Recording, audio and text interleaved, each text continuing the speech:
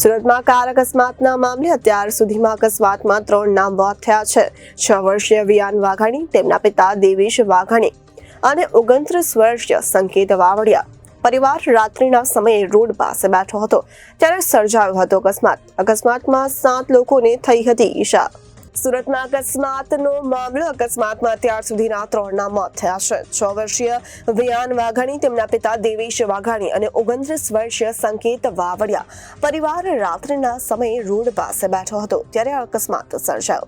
આ અકસ્માતમાં 7 લોકોને થઈ હતી ઈજા, જ્યારે 3ના મોત, જ્યારે હજુ એક પ્રેગ્નન્ટ મહિલા હાલ તો ગંભીર છે। મારું નામ જિગ્નેશ મિયાણી। શું ઘટના બની છે અને તમારી માંગ શું?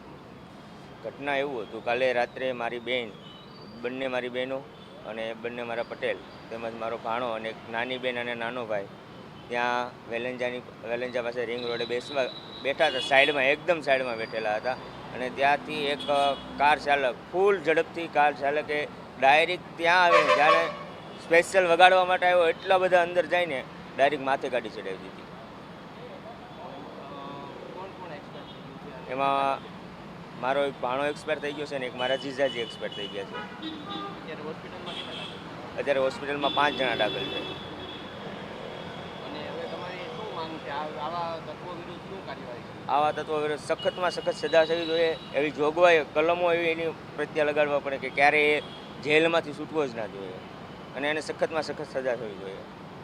ગઈકાલે ઉત્તરાયણ પોલીસ સ્ટેશનની હદમાં દુધિયાના દરબાર જે રિંગ રોડ જે છે ત્યાં આ કામના ફરિયાદી અને જે ભોગ બનનાર જે છે એ રાત્રે 11:30 વાગ્યાના આસપાસ ત્યાં પોતાના બાઇકો પાર્ક કરી અને રોડની સાઈડમાં બેસી અને વાતો કરતા હતા।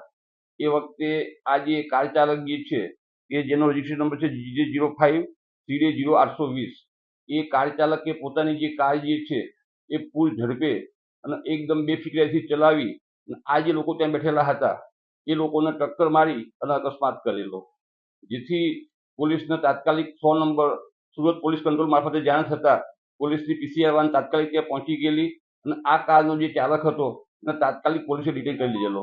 એને ડિટેન કરી તરત જ પોલીસે પહેલું કામ એને ત્યાં એનું મેડિકલ માટે મોકલી આપેલો, એનું બ્લડ સેમ્પલ લેવા માટે કે એ આલ્કોહોલ લીધું છે કે કેમ। અને આ કામે જે ઈજા પામનાર જે હતા એ લોકોને પીપી માણિયા હોસ્પિટલમાં લઈ જવામાં આવેલા અને ત્યાં સારવાર દરમિયાન એ પૈકી 3 ઈસમોનું મરણ ગયેલ છે। કેટલી ગંભીર ઘટના કહી શકાય છે અને આલ્કોહોલનું પ્રમાણ આવ્યું છે? આ ખૂબ જ ગંભીર ઘટના છે ખરેખર એમ। અને અત્યારમાં જે પ્રાથમિક પૂછપરછ જે આરોપીની કરી છે એમાં અત્યારે એનું કહેવું એવું છે કે એ ગઈકાલે સવારે લગભગ 3 વાગે એના કોઈ સંબંધી જે છે એમનો કેન્સર થયેલું હોય અમદાવાદ મૂકવા માટે ગયેલો હતો અને પરત આવતા વખતે ગાડીમાં એકલો હતો અને એ વખતે ત્યાં આ જે બનાવ જે છે બનેલો છે। તેમ છતાં પોલીસ આ ગુનાની તપાસમાં FSL, RTO અને એ સિવાય જે કંઈ વૈજ્ઞાનિક પદ્ધતિઓ હશે એ તમામનો ઉપયોગ કરી અને ઘટનાનું સાચું કારણ શોધી અને આરોપી વિરુદ્ધ કડકમાં કડક કાર્યવાહી કરવામાં આવશે। કેટલી ગંભીર ઘટના, કઈ રીતે કેટલા બાઈકો હતા, કેટલા લોકોને અડફેટમાં લીધા, કઈ રીતે આખો માહોલ? આમાં કુલ 7 માણસોને અડફેટમાં લીધા છે।